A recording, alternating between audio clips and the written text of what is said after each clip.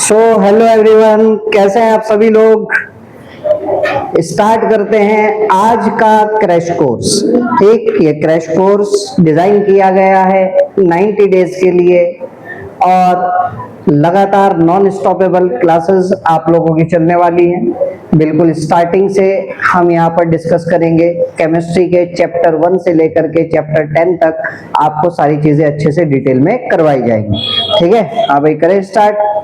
देखो भाई, पहला चैप्टर का नाम क्या है हमारा? पहला चैप्टर है हमारा सॉल्यूशंस। सॉल्यूशन की अगर हम बात करें तो भैया सॉल्यूशन क्या होता है? What do you mean bye solution? बताओ भाई, सॉल्यूशन क्या है? सॉल्यूशन एक मिक्सचर है हमारा। सॉल्यूशन क्या है हमारा? एक मिक्सचर है। और मिक्सचर भी कौन सा वाला मिक्सचर है भाई?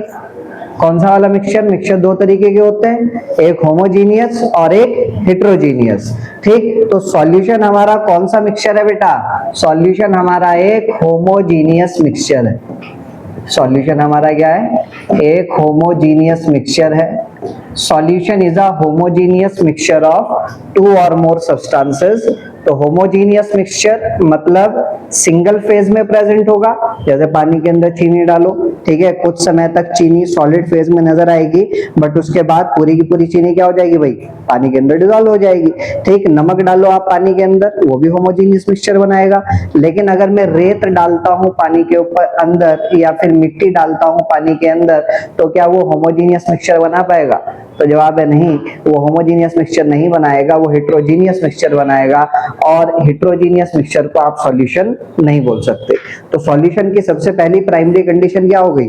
कि सॉल्यूशन हमारा एक होमोजीनियस मिक्सचर होता है, दो या दो से ज्यादा सब्सटेंसेस का। ठीक, अच्छा, सॉल्यूशन बनाने के लिए मिनिमम कितने सब्सटेंसेस चाहिए, कितने कंपोनेंट्स चाहिए? पानी के अंदर पानी मिलाओगे क्या सॉल्यूशन बनेगा? रसना के अंदर रसना मिलाओगे क्या सॉल्यूशन बनेगा? नहीं। पानी के अंदर रसना मिलाओगे तो सॉल्यूशन बनेगा। इसका मतलब सॉल्यूशन बनाने के लिए मिनिमम हमारे पास कितने कंपोनेंट होने चाहिए भाई? मिनिमम हमारे पास दो कंपोनेंट होने चाहिए। क्लियर बात? ठीक, अच्छा, वो जो दो कंपोनेंट है जब हम सॉल्यूशन बना रहे हैं उनमें से एक कंपोनेंट को बोला जाता है सॉल्यूट और दूसरे कंपोनेंट को बोला जाता है सॉल्वेंट। ठीक, सॉल्यूट किसको कहते हैं और सॉल्वेंट किसको कहते हैं? बताओ, what is solute and what is solvent?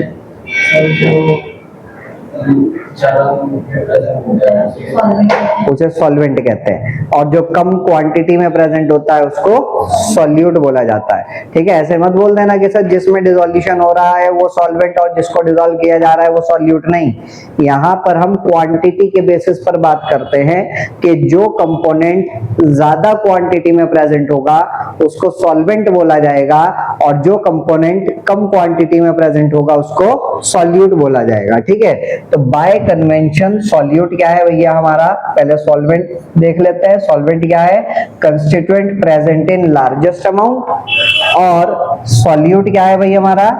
Constituent present in relatively small amounts. ठीक, और एक कन्वेंशन और है हमारे पास भाई, सॉल्वेंट को हम दिखाएंगे कैपिटल ए से और सॉल्यूट को हम दिखाएंगे किससे? कैपिटल बी से। ठीक, सॉल्यूट को दिखाया जाता है कैपिटल बी से और सॉल्वेंट को दिखाया जाता है किससे? कैपिटल ए से। जैसे कि अगर मैं पानी के अंदर चीनी डाल रहा हूं या नमक डाल रहा हूं, ठीक है, तो वहां देख सकते हो आप सॉल्यूशन बन चुका है हमारा। तो अब बताओ मुझे, यहाँ पर पानी सॉल्यूट होगा कि सॉल्वेंट होगा? पानी सॉल्वेंट होगा, बिकॉज पानी ज्यादा क्वांटिटी में प्रेजेंट है, और नमक क्या होगा? सॉल्यूट होगा। इनफैक्ट अगर मैं बात करूं, जब आपने नमक को पानी के अंदर डाला तो ये जो सॉल्यूशन बना, इस सॉल्यूशन की फाइनल फिजिकल स्टेट क्या है? इस सॉल्यूशन की फाइनल फिजिकल स्टेट लिक्विड है। ठीक, ऐसा सॉल्यूशन जिसमें मिनिमम एक कंपोनेंट वाटर हो और उस सॉल्यूशन की फाइनल फिजिकल स्टेट क्या आ रही हो भाई? लिक्विड आ रही हो। ऐसा सॉल्यूशन जिसमें एक कंपोनेंट क्या हो? पानी, और उस सॉल्यूशन की फाइनल फिजिकल स्टेट क्या आ रही हो? लिक्विड आ रही हो, तो उस सॉल्यूशन को बोला जाता है एक्वस सॉल्यूशन। क्या बोला जाता है? Aqueous solution. और एक्वस सॉल्यूशन के लिए पानी आपका हमेशा सॉल्वेंट का काम करेगा। Water is always solvent. चाहे पानी की क्वांटिटी कम हो चाहे पानी की क्वांटिटी ज्यादा हो, एक्वा सॉल्यूशन में वाटर इज ऑलवेज सॉल्वेंट। समझ आ गई बात अच्छे से? ठीक है, तो if one of the component of a solution is water, it will always be considered as solvent even when it is present in a very less amount। ठीक, और एक्वा सॉल्यूशन की पहचान क्या है? एक्वा सॉल्यूशन की पहचान यही है ना भाई, कम से कम एक कंपोनेंट पानी होना चाहिए और सॉल्यूशन की फाइनल फिजिकल स्टेट सॉलिड होनी चाहिए कि लिक्विड होनी चाहिए? लिक्विड होनी चाहिए सॉल्यूशन की फाइनल फिजिकल स्टेट।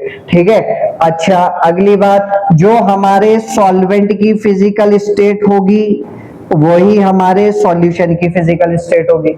ठीक भाई, आपने सॉल्वेंट उसी को तो बोला जो ज्यादा क्वांटिटी में प्रेजेंट है। अगर पानी ज्यादा क्वांटिटी में है तो फाइनल सॉल्यूशन की फिजिकल स्टेट क्या होगी? लिक्विड होगी। अगर पानी कम क्वांटिटी में प्रेजेंट है तो फाइनल सॉल्यूशन, और सॉलिड वाला कंपोनेंट ज्यादा क्वांटिटी में प्रेजेंट है तो सॉल्यूशन की फाइनल फिजिकल स्टेट क्या होगी? सॉलिड होगी।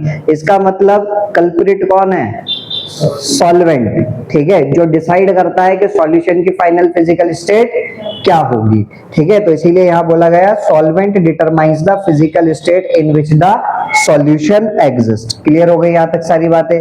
ठीक, अब जरा यहीं पर रुक करके एक चीज हम देख लेते हैं। अगर सपोज करो मैं आपसे कह रहा हूं मेरे पास एक बार है 40% aqueous ethanol solution, 40% aqueous ethanol solution. अगली बारी मेरे पास है 60% एक्वस इथेनॉल सॉल्यूशन, और अगली बारी मेरे पास है 50% एक्वस इथेनॉल सॉल्यूशन। तो इन तीनों का मतलब बताओ जरा मुझे, इन तीनों का मतलब क्या होगा? 40% एक्वस इथेनॉल सॉल्यूशन का मतलब, 60% का मतलब, बताओ जल्दी से। सर 40% जो है डिसॉल्व है। अब भाई मैं कह रहा 40% का मतलब बताओ, आप यही कह रहे हो 40% डिसॉल्व है। मैं कह रहा हूँ 40% का मीनिंग बताओ, आप कह रहे 40% डिसॉल्व है। बताओ क्या होगा? 40 ग्राम। हाँ, 40 ग्राम क्या डिसॉल्व है? आज ग्राम इथेनॉल सॉलिड होता है, लिक्विड होता है, गैस होता है? इथेनॉल की फिजिकल स्टेट क्या होती है?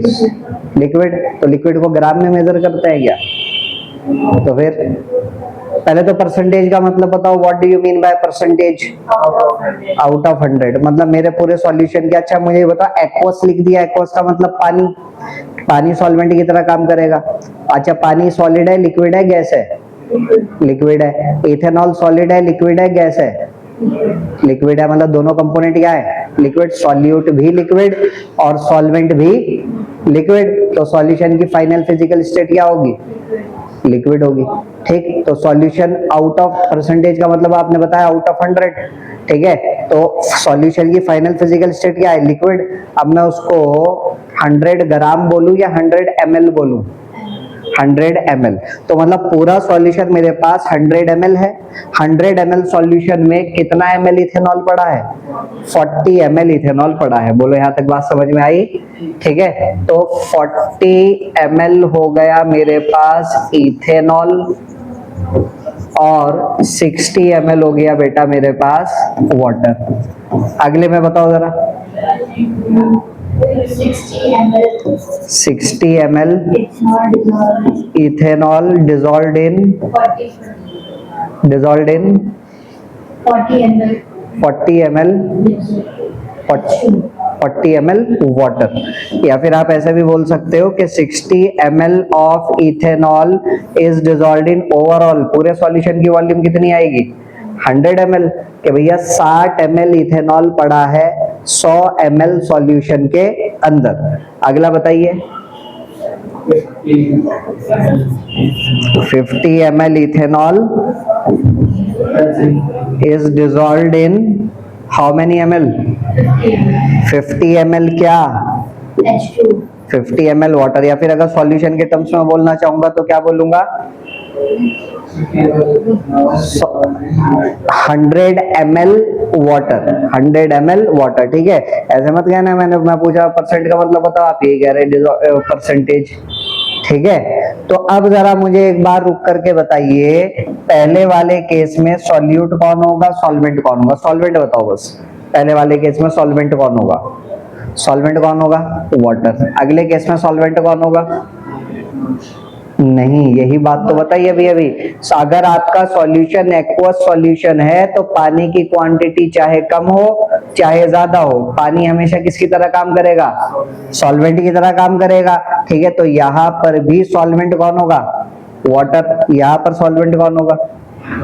यहाँ पर भी सॉल्वेंट वाटर होगा। बोलो, बात समझ में आ गई अच्छे से? ठीक, तो पानी की क्वांटिटी चाहे कम हो चाहे ज्यादा हो, एक्वा सॉल्यूशन में पानी हमेशा सॉल्वेंट की तरह काम करता है।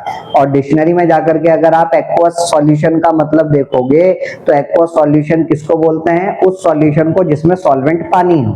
अगर आपने इसमें सॉल्वेंट इथेनॉल को बोल दिया, फिर आपको इसको एक्वस बोलने का अधिकार नहीं है। समझ में आ गई बात? ठीक, अब आगे देखो, सॉल्यूशन बनाते समय हमें मिनिमम कितने कंपोनेंट की रिक्वायरमेंट है भाई? 2 कंपोनेंट की। 4 कंपोनेंट कहां से आ गए? सॉल्यूशन बनाते समय मिनिमम कितने कंपोनेंट चाहिए? 2 कंपोनेंट चाहिए ना। ठीक है, तो ऐसा सॉल्यूशन जिसमें 2 कंपोनेंट हो, हम सॉल्यूशन का क्लासिफिकेशन कर रहे हैं on the basis of number of components. तो ऐसा सॉल्यूशन जिसमें केवल और केवल 2 कंपोनेंट हो, जैसे कि मैंने पानी के अंदर चीनी डाल दी। ठीक है, कितने कंपोनेंट है भाई? 2 कंपोनेंट। तो इस सॉल्यूशन को बोला जाएगा क्या? Binary solution. क्या बोला जाएगा? Binary solution. अगर किसी ने ऊपर से आकर के इस सॉल्यूशन में सॉल्ट डाल दिया तो कितने कंपोनेंट हो जाएंगे भाई? 3 कंपोनेंट हो जाएंगे। तो ऐसे सॉल्यूशन को बोला जाएगा टर्नरी या फिर टर्शरी सॉल्यूशन। क्लियर बात? और अगर किसी ने ऊपर से लाके इसमें नींबू डाल दिया तो क्या बन जाएगा भाई? हाँ, नींबू पानी बन जाएगा। अरे नींबू पानी तो बन जाएगा, लेकिन कंपोनेंट कितने हो जाएंगे? 4। ठीक, तो ऐसे सॉल्यूशन को क्या बोलते हैं? Quaternary solution. बोलो, बात क्लियर हो गई यहाँ तक अच्छे से? ठीक, आगे देखते हैं, लिक्विड सॉल्यूशन की बात करते हैं। ठीक है, या हमारे पास मेजरली सॉल्यूशन कितने टाइप्स के हो सकते हैं? Types of solution. पहले तो हम इसकी बात करते हैं, types of solution. Solution majorly हमारे पास बेटा 3 तरीके के हो सकते हैं। सबसे पहला सॉलिड सॉल्यूशन, दूसरा क्या हो सकता है? लिक्विड सॉल्यूशन, और तीसरा क्या हो सकता है? Gaseous solution. ठीक, अब जरा मुझे बताओ, सॉलिड सॉल्यूशन किसको बोलेंगे, लिक्विड सॉल्यूशन किसको बोलेंगे, और गैसियस सॉल्यूशन किसको बोलेंगे? बताओ, किस सॉल्यूशन को आप सॉलिड सॉल्यूशन कहेंगे, किस सॉल्यूशन को आप लिक्विड सॉल्यूशन कहेंगे, और किस सॉल्यूशन को आप गैसियस सॉल्यूशन कहेंगे?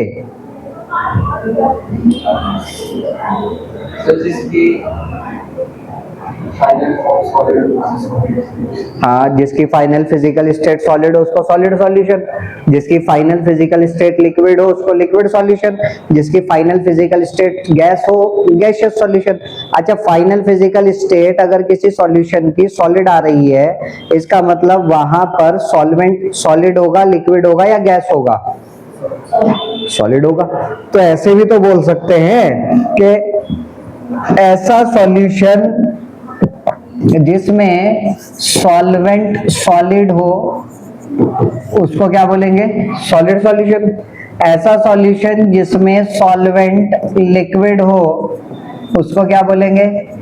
Liquid solution. और ऐसा सॉल्यूशन जिसमें सॉल्वेंट गैसियस हो उसको क्या बोलेंगे? जिसमें सॉल्वेंट गैस हो उसको क्या बोलेंगे? Gaseous solution. क्लियर हो गई बात अच्छे से? ठीक, अब यहाँ पर अगर हम बात करें तो भैया हमारे पास जो सॉलिड सॉल्यूशन है वो अपने आप में 3 तरीके का होता है। वो अपने आप में कितने तरीके का होता है? 3 तरीके का। पहले तो हम सॉलिड सॉल्यूशन की ही बात कर लेते हैं। सॉलिड सॉल्यूशन अपने आप में बेटा 3 तरीके का है। ठीक, सबसे पहला सॉल्वेंट तो कौन हो गया? सॉलिड। ठीक है, तो एक बार आप सॉलिड के अंदर सॉलिड को ला करके डालो। ठीक है, सॉलिड के अंदर सॉलिड को ला करके डालो। अब बताओ मुझे, पहला वाला सॉलिड सॉल्वेंट है कि सॉल्यूट है? सॉलिड इन सॉलिड, मतलब सॉलिड पड़ा है सॉलिड के अंदर, तो पहला वाला सॉलिड सॉल्वेंट है कि सॉल्यूट है? पहला वाला सॉलिड सॉल्यूट है। सॉल्यूट ही तो पड़ा होता है सॉलिड के अंदर, सॉल्वेंट के अंदर, सॉल्वेंट थोड़ी पड़ा होता है सॉल्यूट के अंदर। ठीक है, तो सॉलिड इन सॉलिड लिख रहा हूं, इसका मतलब यहाँ पर सॉल्यूट की फिजिकल स्टेट क्या है? पहला वाला सॉलिड किसके लिए? सॉल्यूट के लिए। बाद वाला सॉलिड किसके लिए? सॉल्वेंट के लिए। अगला मैं लिख रहा हूं liquid in solid, liquid in solid. तो बताइए यहां पर सॉल्यूट की फिजिकल स्टेट क्या होगी और सॉल्वेंट की फिजिकल स्टेट क्या होगी? सॉल्यूट की लिक्विड, सॉल्वेंट की सॉलिड। Very good. अगला गैस इन लिक्विड लिख रहा हूं, ठीक है, सॉरी, गैस इन सॉलिड लिख रहा हूं, गैस इन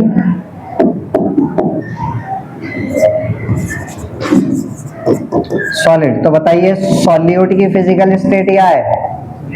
गैस। सॉल्वेंट की फिजिकल स्टेट क्या है? सॉलिड। क्लियर हो गई बात अच्छे से? ठीक।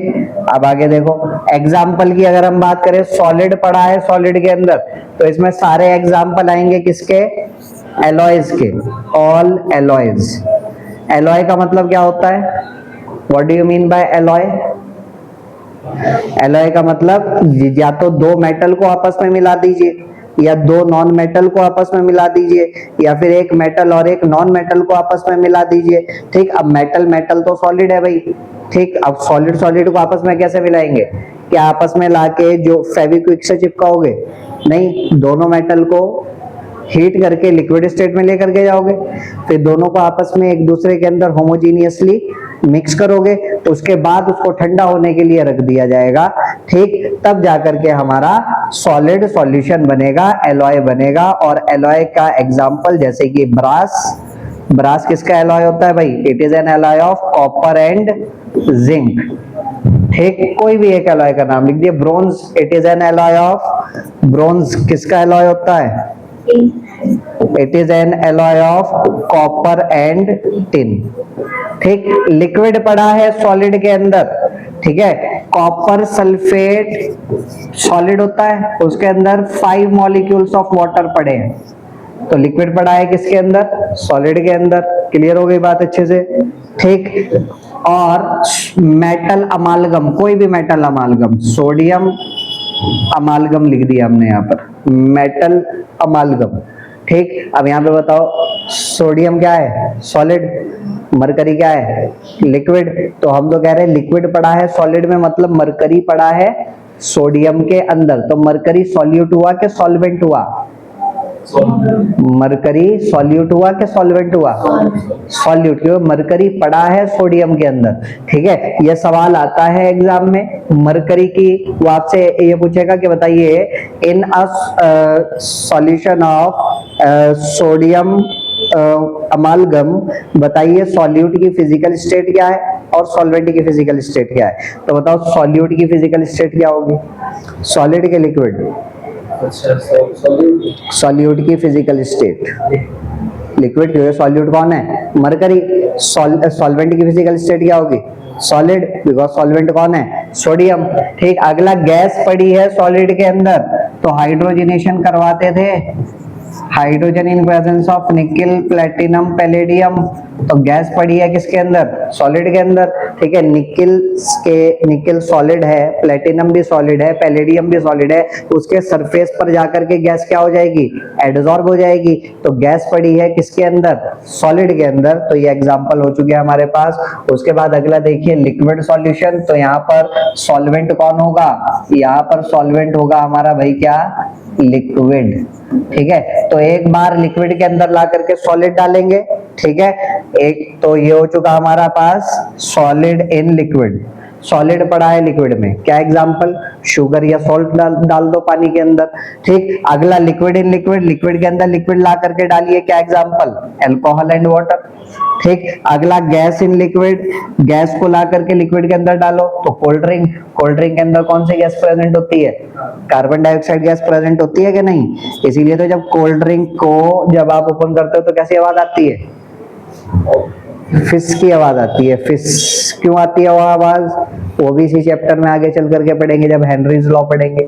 ठीक, समझ आई यहाँ तक बात? तो ये हमारे पास सॉलिड सॉल्यूशन भी हो गया, लिक्विड सॉल्यूशन भी हो गया। अगला सॉल्यूशन कौन सा आता है भाई? अगला बोलो, अगला सॉल्यूशन कौन सा आता है? Gaseous solution. ठीक है, गैसियस सॉल्यूशन में सॉल्वेंट बोलो कौन होगा?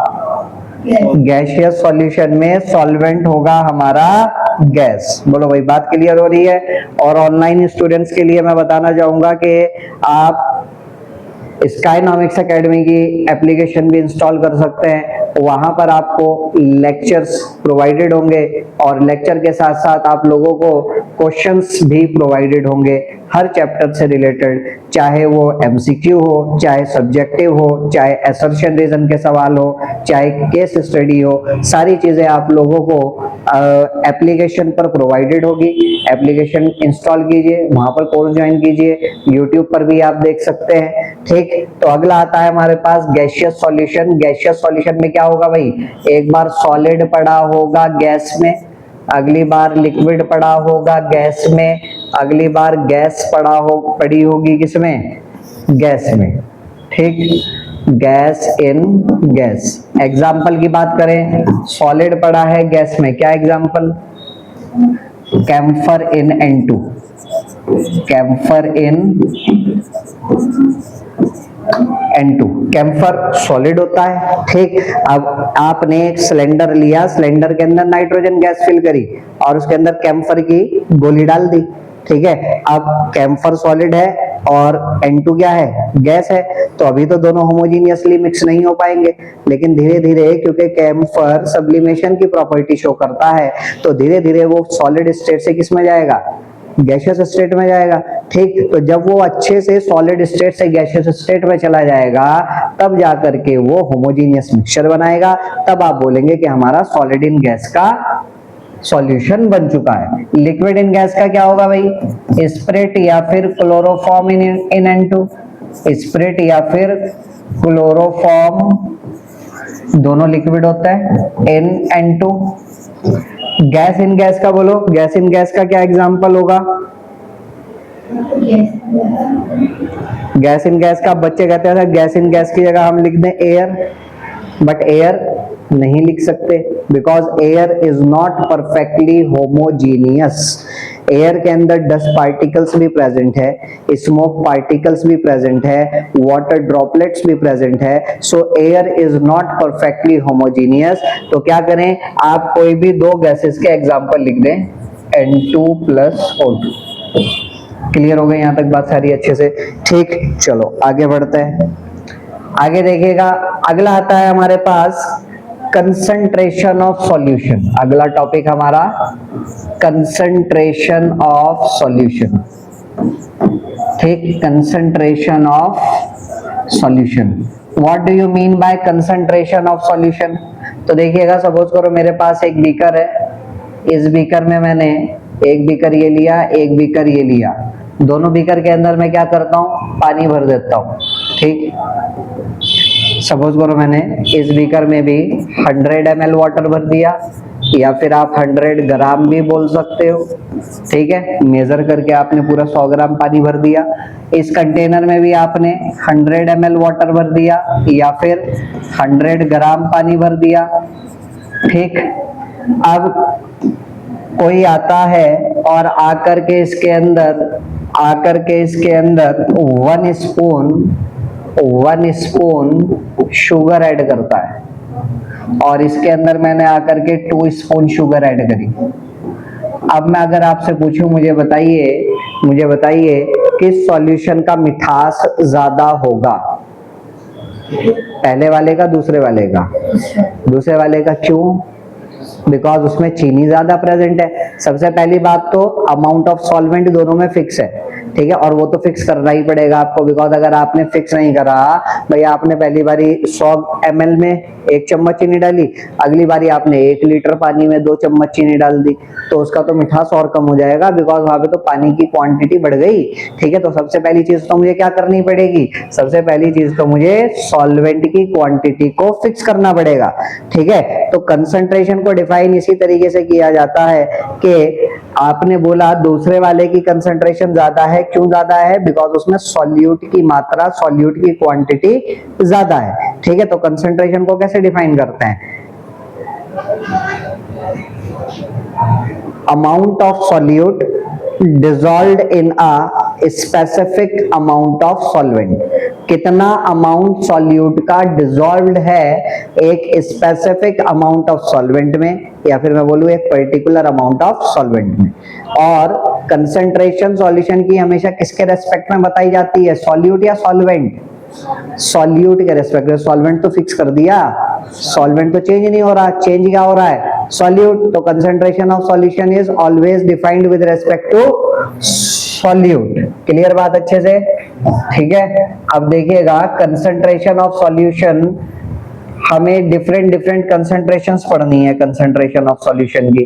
ठीक, तो एक जनरल फॉर्मूला हमारे पास क्या रहने वाला है, एक जनरल फॉर्मूला हमारे पास जो रहेगा बेटा, ऊपर न्यूमरेटर में हमेशा, ऊपर न्यूमरेटर में हमेशा कौन रहेगा, सॉल्यूट, और नीचे डिनोमिनेटर में हमेशा रहेगा या तो सॉल्यूशन या फिर एक कंसंट्रेशन टर्म है हमारे पास जिसमें नीचे डिनोमिनेटर में कौन आता है, सॉल्वेंट आता है।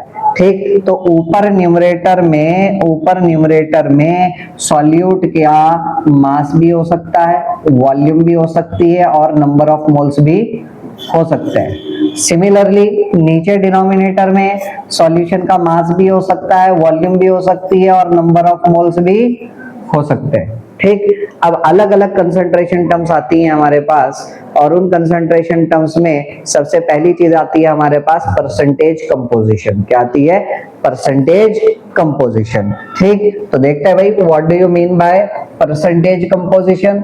तो सबसे पहले तो परसेंटेज का मतलब बताओ, अभी अभी बताया आपने सर परसेंटेज का मतलब क्या होता है, परसेंटेज का मतलब होता है आउट ऑफ 100, आउट ऑफ 100। ठीक, तो सबसे पहले हम देखते हैं percent V by V. What do you mean by percent V by V. अगर मैं कह रहा हूं 500 ml सॉल्यूशन में 300 ml सॉल्यूट प्रेजेंट है। ठीक, तो देखो सबसे पहली बात तो परसेंट वी बाई वी की बात कर रहे हैं। ऊपर क्या आ रहा है, वॉल्यूम, नीचे भी क्या आ रहा है, वॉल्यूम। इसका मतलब यहाँ पर हमारा सॉल्यूट भी क्या होगा, लिक्विड। वॉल्यूम किसके निकालते हैं, वॉल्यूम या तो लिक्विड की या गैस की, सॉलिड की वॉल्यूम नहीं लेते, सॉलिड का क्या लेते हैं, मास। ठीक है, तो सॉल्वेंट, सॉल्यूट आपका या तो लिक्विड हो सकता है या फिर गैस हो सकता है। सिमिलरली यहाँ पर सॉल्वेंट आपका या तो लिक्विड हो सकता है या फिर गैस हो सकता है। ठीक, तो अगर मैं कह रहा हूं 500 ml सॉल्यूशन में, अब आप कहोगे सर ml क्यों लिया, लीटर क्यों नहीं लिया। अरे भाई लेबोरेटरी में छोटी छोटी टेस्ट ट्यूब्स होती हैं हमारे पास, बड़ी बड़ी सिंटेक्स की टंकियां थोड़ी होती है कि सिंटेक्स की टंकियों में केमिकल भर भर के एक दूसरे के ऊपर फेंक रहे हो, नहीं ऐसा तो नहीं होता। ठीक है, तो परसेंटेज मतलब आउट ऑफ 100 लीटर लूंगा तो सोचो कितना ज्यादा हो जाएगा। ठीक है, तो इसीलिए 100 लीटर ना लेकर के क्या लिया जाता है, 100 ml। ठीक, तो 500 ml सॉल्यूशन में 300 ml सॉल्यूट प्रेजेंट है, तो परसेंटेज अगर मैं इसका निकालना चाहता हूं तो मैंने क्या किया, इस 500 ml सॉल्यूशन में से 100 ml सॉल्यूशन बाहर निकाल लिया। तो 100 ml सॉल्यूशन जो बाहर निकाला उसमें कुछ ना कुछ सॉल्यूट तो आएगा। कितना सॉल्यूट आएगा भाई, यूनिटरी मेथड लगाओ, 300 अपॉन 500 मल्टीप्लाइड बाय 100 कितना आ जाएगा, 60 ml। तो मैं बोल सकता हूं 60 ml of solute is present in 100 ml of solution. समझ में आई बात, क्या बोल सकता हूं, 60 ml of solute is present in 100 ml of solution, और इसी को ही बोला जाता है परसेंट वी बाय वी। तो क्या मतलब हो गया, volume of solute in ml dissolved पर 100 ml ऑफ सॉल्यूशन। ठीक, परसेंट वी बाई वी का फॉर्मूला क्या हो गया, ऊपर देखो 300 ml किसकी वॉल्यूम है, सॉल्यूट की, नीचे 500 ml किसकी वॉल्यूम है, सॉल्यूशन की, मल्टीप्लाइड बाय 100। क्लियर हो गई बात अच्छे से। ठीक, अब अगली चीज हम देखते हैं परसेंट W बाय V। क्या देखते हैं, परसेंट W बाय V। तो इस बार भी हमारा सॉल्वेंट या तो लिक्विड होगा या फिर गैसियस होगा, बट सॉल्यूट क्या होगा इस बार हमारा, सॉलिड होगा। ठीक, हम बोलेंगे परसेंट W बाई V का मतलब क्या है कि कितना ग्राम सॉल्यूट का डिसॉल्व्ड है 100 ml सॉल्यूशन के अंदर, कितना ग्राम सॉल्यूट का डिसॉल्व्ड है 100 ml सॉल्यूशन के अंदर, amount of solute in grams dissolved पर 100 ml of solution. Percent W by V का भी फॉर्मूला क्या हो जाएगा, ऊपर न्यूमरेटर में आएगा weight of solute in grams, नीचे डिनोमिनेटर में आएगा volume of solution in ml multiplied by 100। Clear बात, यहां पर तो दोनों के दोनों सॉलिड हो जाएंगे, सॉल्यूट भी सॉलिड हो जाएगा और सॉल्वेंट भी क्या हो जाएगा, सॉलिड हो जाएगा। तो कितना अमाउंट सॉल्यूट का डिसॉल्व्ड है 100 ग्राम सॉल्यूशन के अंदर। ठीक, weight of solute in grams divided by weight of solution in grams multiplied by 100। और इनको सॉल्व करके जो भी आंसर आएगा उस आंसर के आगे हम क्या लगाएंगे, यहाँ पे जो आंसर आएगा मान लिया 60% आया तो 60% W बाई W। ठीक, यहाँ पर क्या लिखेंगे 60% W बाई V, यहाँ पर क्या लिखेंगे 60% V बाय V। क्लियर हो गई बात अच्छे से। ठीक, तो आप मुझे बताओ what do you mean by 60% V by V aqueous ethanol solution, aqueous ethanol solution, बोलो 60 ml हाँ, ethanol dissolved in 60 ml ethanol is dissolved in 100 ml solution. ठीक है, सॉल्यूशन ही बताना है, पानी नहीं बताना। कभी आप ये कह दो कि 60 ml ethanol is dissolved in 40 ml water, नहीं, सॉल्यूशन के टर्म्स में ही बताना है। 60 ml of ethanol is dissolved in 100 ml solution. ठीक, अगला अगर मैं आपसे कह रहा हूं कि मुझे बताइए what do you mean by 60% W by V aqueous, अब इस बार बताओ सॉल्यूट, सॉलिड लूं, लिक्विड लूं या गैस लूं, सॉल्यूट सॉलिड लूं, लिक्विड लूं या गैस लूं, सॉल्यूट क्या लूं, सॉलिड। ठीक, सॉलिड सॉल्यूट लोगे तो सॉलिड का एग्जांपल यूरिया, ठीक है, यूरिया या ग्लूकोज भी बोल सकते हो, ठीक, सुक्रोज भी बोल सकते हो। ठीक, बताओ क्या मतलब होगा इसका 60% W by V aqueous urea solution का। 60 ग्राम 60 gram urea dissolved in 100 ml solution। हाँ, 60 gram of urea is dissolved in 100 ml solution. Clear हो गई बात। अगला अगर मैं लिखता हूं 60% क्या लिखें, W by W glucose solution,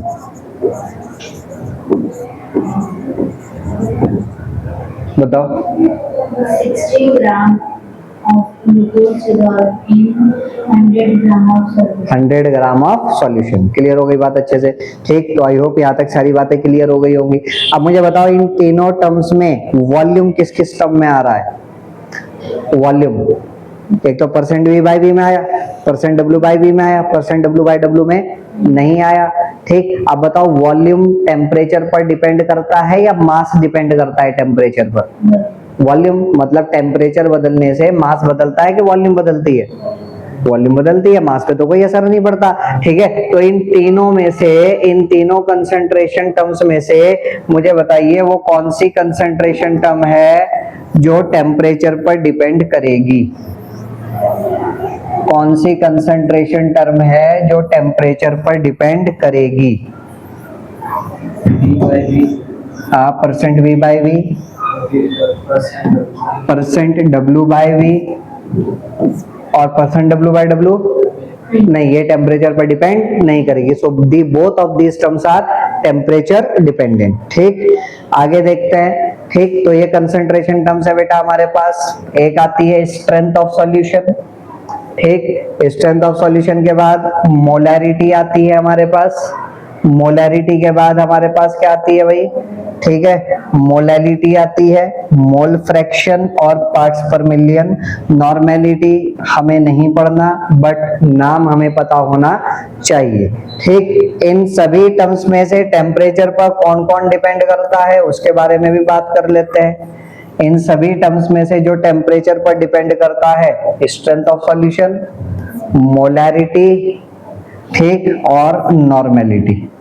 और पीछे बता दिया परसेंट V बाय V और परसेंट W बाय V। ठीक, what do you mean bye strength of solution?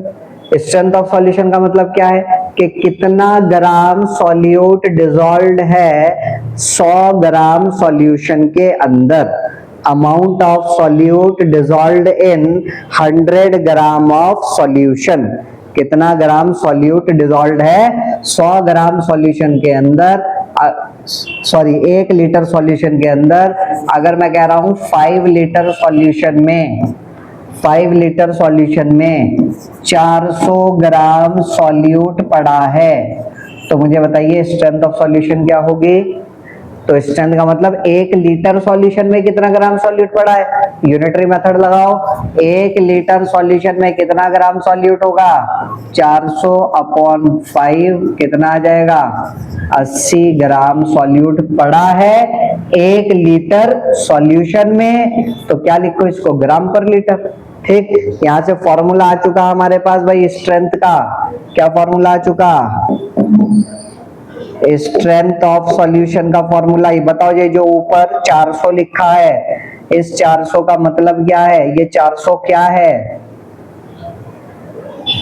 Solute का अमाउंट ग्राम में। 400 क्या है? सॉल्यूट का अमाउंट किसमें?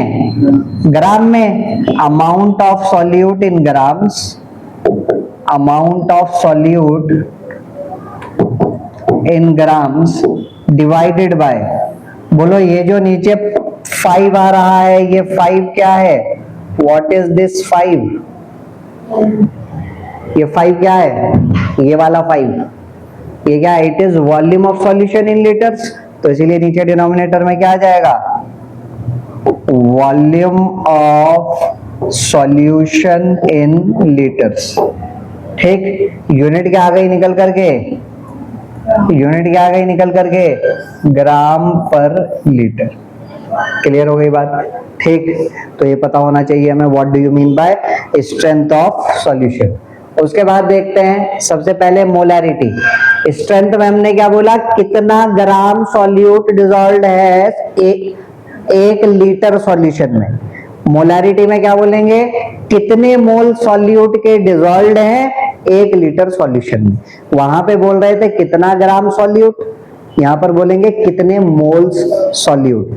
अगर वजन के टर्म्स में बात कर रहे हो, मास के टर्म्स में बात कर रहे हो, तो स्ट्रेंथ बोला जाएगा, और अगर नंबर ऑफ मोल्स के टर्म्स में बात कर रहे हो तो मोलैरिटी बोला जाएगा। ठीक है, तो मोलैरिटी का मतलब क्या हो गया? Number of moles of solute पर लीटर ऑफ सॉल्यूशन। फॉर्मूला क्या हो जाएगा मोलैरिटी का? Number of moles of solute divided by volume of solution in litres. ठीक, तो मोलैरिटी का formula number of moles of solute divided by volume of solution in litres. ठीक, इस फॉर्मूले से एक फॉर्मूला निकल करके आया हमारे सामने। नंबर ऑफ मोल्स का फॉर्मूला क्या होगा? नंबर ऑफ मोल्स का फॉर्मूला क्या होगा? Molarity multiplied by volume of solution in litres. ठीक, बट ये नंबर ऑफ मोल्स जो निकलेंगे, ये वाला फॉर्मूला केवल और केवल सॉल्यूशंस पर एप्लीकेबल है। इसके अलावा आप और कहीं पर नहीं लगा सकते इस फॉर्मूले को, बिकॉज मोलैरिटी तो सॉल्यूशन की निकाली जाती है, किसी और की तो निकाली नहीं जाती। समझ में आ गई बात? ठीक, अब नंबर ऑफ मोल्स का फॉर्मूला क्या होगा? इस फॉर्मूले को अगर थोड़ा सा और एक्सपेंड किया जाए, नंबर ऑफ मोल्स का फॉर्मूला क्या होगा? What will be the formula of number of moles? Given mass upon molar mass. ठीक, नंबर ऑफ मोल्स किसके हैं, सॉल्यूट के या सॉल्वेंट के? नंबर ऑफ मोल्स किसके हैं, सॉल्यूट के, तो मास भी किसका होगा, सॉल्यूट का। ठीक, मोलार मास भी किसका होगा, सॉल्यूट का, upon volume of solution. Litre में वो क्वेश्चन में कभी भी दे करके नहीं रखेगा, किसमें दे के रखेगा, ml में। अगर ml में दिया है तो ml को लीटर में बदलने के लिए क्या करोगे भाई, ml को लीटर में बदलने के लिए क्या करोगे, नीचे 1000 से डिवाइड कर दोगे। नीचे 1000 से डिवाइड करोगे तो अगले स्टेप में 1000 घूम के कहाँ चला जाएगा, ऊपर चला जाएगा, तो ऊपर ही लगा दो इसको, मल्टीप्लाइड बाय 1000। ये मोस्ट एक्सपेंडेड फॉर्मूला हमारे पास मोलैरिटी का निकल के आ चुका है। ठीक, और मोलैरिटी के फॉर्मूले की, मोलैरिटी की यूनिट क्या होगी, ऊपर न्यूमरेटर में है मोल्स, नीचे डिनोमिनेटर में है लीटर, तो मोलैरिटी की यूनिट क्या होगी, मोल पर लीटर। और इसी मोल पर लीटर को बोला जाता है क्या, molar, denoted by capital M। तो अगर मेरे किसी सॉल्यूशन की मोलैरिटी 5 मोल पर लीटर निकल के आ रही है तो आप उसको 5 मोलार भी बोल सकते हो, या फिर आप उसको क्या बोल सकते हो भाई, 5 कैपिटल M भी बोल सकते हैं। समझ में आ गई बात अच्छे से। ठीक, अगला मुझे बताइए, अगला आता है हमारे पास क्या, मोलैलिटी। अगला क्या आता है, मोलैलिटी। मोलैरिटी का मतलब तो हमने देख लिया, कितने मोल सॉल्यूट के पड़े हैं 1 लीटर सॉल्यूशन में। मोलैलिटी का मतलब क्या होगा, कितने मोल सॉल्यूट के पड़े हैं 1 किलो सॉल्वेंट में। दोनों में डिफरेंस है। यहां पर हम क्या बोल रहे थे, यहां पर हम बोल रहे थे 1 लीटर सॉल्यूशन में। ठीक, यहां पर हम क्या बोल रहे हैं, 1 किलो, और सॉल्यूशन नहीं लिखा, देखो क्या लिखा है, सॉल्वेंट। समझ में आ गई बात। यहाँ पे पूरा सॉल्यूशन है 1 लीटर। सॉल्यूशन कब बनता है, जब सॉल्यूट और सॉल्वेंट को आपस में मिलाते हो। वहां पर केवल और केवल सॉल्वेंट है, 1 किलो सॉल्वेंट। 1 किलो पानी में अगर मैं 1 किलो पानी लेकर के आया, नाप तोल करके अच्छे से, और उसमें मैंने सॉल्यूट के 5 मोल डाल दिए, तो सॉल्यूशन की वॉल्यूम मोलैलिटी क्या होगी, 5 मोल पर केजी। ठीक है, समझ में आ रही है बात अच्छे से। तो मोलैलिटी का मतलब क्या हो गया, कितने मोल सॉल्यूट के पड़े हैं, कितने मोल सॉल्यूट के पड़े हैं 1 किलो सॉल्वेंट में या फिर 1000 ग्राम सॉल्वेंट में। फॉर्मूला क्या हो जाएगा, number of moles of solute divided by mass of solvent in KG. Unit क्या हो जाएगी, यूनिट क्या हो जाएगी, मोल पर केजी। और इसी मोल पर केजी को बोला जाता है molal, and it is denoted by small m। Clear बात अच्छे से। ठीक, फॉर्मूला थोड़ा सा और एक्सपेंड करें। ऊपर लिखे है क्या, number of moles of solute. पहले तो मैं शॉर्टकट में लिख देता हूं, number of moles of solute upon mass of solvent in KG.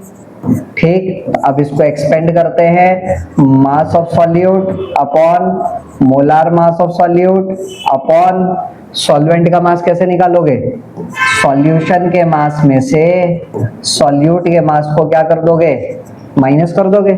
लेकिन ऊपर जो ये WB लिखा, ये तो किसमें होगा, ग्राम में।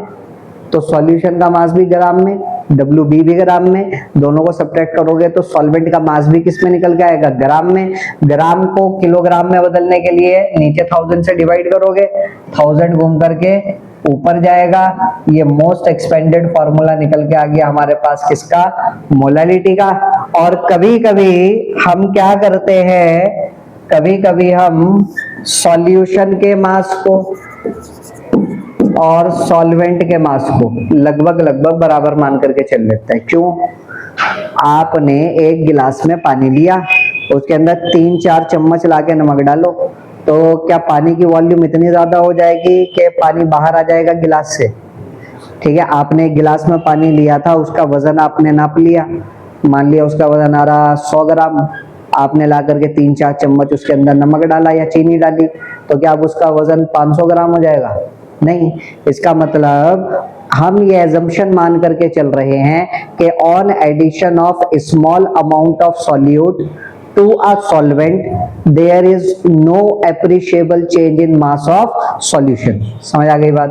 ठीक, आगे देखते हैं। अगला आता है हमारे पास पार्ट्स पर मिलियन, पीपीएम।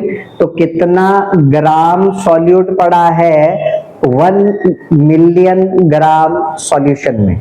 ठीक, पार्ट्स पर मिलियन आपका W/W भी हो सकता है, ठीक, W/V भी हो सकता है, मोल्स बाय मोल्स भी हो सकते हैं। ठीक, the number of parts of solute present in 1 million parts of solution. ठीक, अब सोचो यहाँ पर सॉल्यूट कितना कम होगा, सॉल्यूशन बहुत ज्यादा, सॉल्यूट कितना बहुत कम। तो ये कंसंट्रेशन टर्म कब इस्तेमाल की जाती है? When solute is present in traces. जब आपका सॉल्यूट किस पे प्रेजेंट होता है? ट्रेसेस में प्रेजेंट होता है। ये सवाल पूछा जाता है एग्जाम में कि which concentration term is used when solute is present in traces. Clear हो गई बात? ठीक, तो ppm W/W mass of solute upon mass of solution multiplied by 10 की पावर 6। 1 मिलियन में कितना आता है? 10 की पावर 6 ही तो आता है, 10 लाख 1 मिलियन। ठीक है, W/V का मतलब weight of solute upon volume of solution into 10 की पावर 6। ठीक, पर ppm मोल्स बाय मोल्स का मतलब moles of solute upon moles of solution multiplied by 10 की पावर 6। ठीक, अगला देखते हैं हम क्या? Mole fraction. मोल फ्रैक्शन का मतलब, फ्रैक्शन का मतलब बताओ पहले मुझे, what do you mean bye fraction? Percentage का मतलब क्या था? Out of 100। फ्रैक्शन का मतलब क्या होता है? Out of 1। फ्रैक्शन का मतलब क्या होता है? Out of 1। अगर सपोज करो मैंने एक कंटेनर लिया, उसमें मेरे पास 3 मोल तो A के हैं और 2 मोल किसके हैं? B के हैं। मतलब 3 मोल किसके? सॉल्यूट के या सॉल्वेंट के? 3 मोल किसके? सॉल्वेंट के। ठीक है, ये टर्मिनोलॉजी नहीं भूलनी। ठीक है, सॉल्वेंट के लिए कैपिटल A, सॉल्यूट के लिए कैपिटल B। 3 मोल सॉल्वेंट के प्रेजेंट है। टोटल मोल कितने हैं? टोटल मोल कितने हैं? 5। तो टोटल 5 मोल में से 2 मोल सॉल्यूट के प्रेजेंट है। फ्रैक्शन अगर निकालना है तो क्या करूंगा? Out of 1। अगर मैंने 5 में से केवल 1 ही मोल लिया तो उसमें सॉल्यूट के कितने मोल आएंगे? 2/5। इसको बोलेंगे सॉल्यूट का मोल फ्रैक्शन। क्या बोलेंगे? सॉल्यूट का मोल फ्रैक्शन। अगर आउट ऑफ 100 निकालता तो 2/5 की मल्टीप्लाई किससे करनी पड़ती? 100 से। इसको बोलते हैं मोल परसेंट। समझ में आ गई बात? ठीक है, तो मोल फ्रैक्शन इसको इस सिंबल से डिनोट किया जाता है और इसको क्या बोलता है भाई? काई। लेकिन हमारी एनसीईआरटी वाला इसको काई से नहीं दिखाता। ठीक है, हमारी एनसीईआरटी वाला भाई चाइना के माल का हम भी बहिष्कार करते हैं तो एनसीईआरटी वाला भी बहिष्कार करता है। ठीक है, तो इसीलिए वो काई से ना दिखा करके मोल फ्रैक्शन को किससे दिखाता है? स्मॉल x से दिखाता है।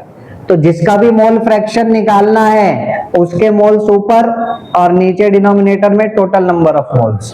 मोल फ्रैक्शन अगर मुझे सॉल्यूट का निकालना है तो XB will be equal to solute के mole upon total number of moles. तो सॉल्यूट के मोल कितने? NB upon total number of moles कितने? Na plus NB। ठीक, सॉल्वेंट का मोल फ्रैक्शन अगर निकालना है मतलब XA, तो सॉल्वेंट के मोल्स कितने? Na upon Na plus NB। Clear? और अगर मैं इन दोनों को ऐड कर दूं तो कितना आएगा? XA plus XB will be equal to XA plus XB किसके बराबर आएगा? भाई फ्रैक्शन का मतलब आपने आउट ऑफ 1 बताया। फ्रैक्शन का मतलब अगर आउट ऑफ 1 है तो सभी कंपोनेंट के फ्रैक्शन को जोड़ के 1 आना चाहिए। परसेंटेज आउट ऑफ 100 होता है तो सभी की परसेंटेज को जोड़ के 100 आता है। ठीक है, या कभी ऐसा भी हुआ कि 100 से ज्यादा आ गया? कभी ऐसा हुआ कि मोबाइल में चार्जिंग, जब बैटरी चार्जिंग पे लगाया मोबाइल तो वो 150% हो गया? नहीं, 100% से ऊपर तो जाता ही नहीं, because percentage is out of 100। तो सभी की परसेंटेज को जोड़ के 100 आता है तो सभी के फ्रैक्शन को जोड़ के 1 आएगा। यकीन नहीं है तो ऐड करके देख लो। एलसीएम क्या आएगा? Na plus NB। Open numerator में क्या आएगा? Na plus NB। Na plus NB by बाय Na plus NB will be equal to 1। मतलब XA, ठीक है, या उसने पहले सॉल्यूट लिखा नीचे तो मैं XB लिख देता हूं। XB plus XA will be equal to 1। इसका मतलब XA की वैल्यू 1 से बड़ी होगी या 1 से छोटी होगी? एक्स ए की वैल्यू, अकेले एक्स ए की वैल्यू 1 से बड़ी होगी या 1 से छोटी होगी?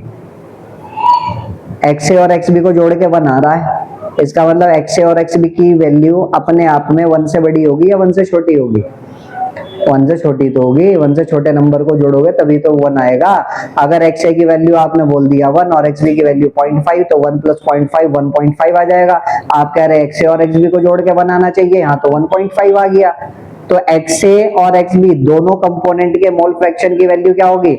1 से छोटी। ये सवाल बोर्ड एग्जाम में पूछा जा चुका है। What is the limitation for value of mole fraction of a component of solution? The limitation is that value of mole fraction of a component of solution is always less than 1। समझ आ गई बात? और अगर आपने इस फॉर्मूले को, आपको पता है इस फॉर्मूले का मतलब क्या है, X A plus X B equal to 1। मान लिया एक्स ए आपके पास निकल के आया 0.6, अब एक्स बी दोबारा फॉर्मूला लगा के निकालने की जरूरत नहीं है, simply 1 minus 0.6 it will comes out to be 0.4। समझ में आ गई बात? इसका मतलब एक्स ए की वैल्यू, एक्स ए की वैल्यू 0 से तो बड़ी होगी बट 1 से क्या होगी? छोटी होगी। सिमिलरली एक्स बी की वैल्यू भी, एक्स बी की वैल्यू भी 0 से बड़ी होगी और 1 से छोटी होगी। क्या एक्स ए की वैल्यू 1 के बराबर हो सकती है? एक्स ए की वैल्यू अगर एक्स ए 1 के बराबर आ गया तो इसका मतलब एक्स बी 0 होगा। एक्स बी 0 होगा मतलब वहां पे सॉल्यूट ही नहीं है, इसका मतलब केवल और केवल प्योर सॉल्वेंट है। तो प्योर सॉल्वेंट का मोल फ्रैक्शन 1 होता है। ठीक है, क्या एक्स ए की वैल्यू 0 हो सकती है? अगर एक्स ए आपका 0 आ गया, इसका मतलब 0 कब आएगा? जब Na 0 होगा, इसका मतलब वहां पे सॉल्वेंट ही नहीं प्रेजेंट नहीं है।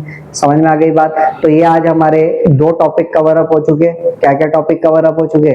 सॉल्यूशन का जनरल इंट्रोडक्शन, ठीक, सॉल्यूट और सॉल्वेंट क्या होता है, ठीक, उसके बाद क्लासिफिकेशन ऑफ सॉल्यूशन, उसके बाद कंसंट्रेशन ऑफ सॉल्यूशन और उसके बाद डिफरेंट कंसंट्रेशन टर्म्स। ठीक, इनके ऊपर न्यूमेरिकल्स भी हैं आपके पास, वो न्यूमेरिकल्स बैठ करके करो अच्छे से।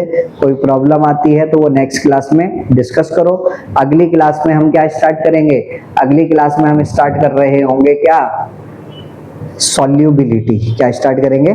सॉल्युबिलिटी स्टार्ट करेंगे अगली क्लास में। और बेटा जो लोग ऑनलाइन देख रहे हैं वो अपना एनसीईआरटी बुक उठाइए, डिफरेंट कंसंट्रेशन ऑफ सॉल्यूशंस पर न्यूमेरिकल्स देखिए, एप्लीकेशन पर जाइए, वहां पर क्वेश्चंस आपको देखने को मिलेंगे। कोई डाउट अगर है किसी चीज में, अगर कोई डाउट है तो एप्लीकेशन के अंदर आप वो डाउट पूछ सकते हैं हम लोगों से और हम आप लोगों का रिप्लाई डेफिनेटली करेंगे। तो मिलते हैं आप लोगों से अगली क्लास में, तब तक के लिए पढ़ते रहिए।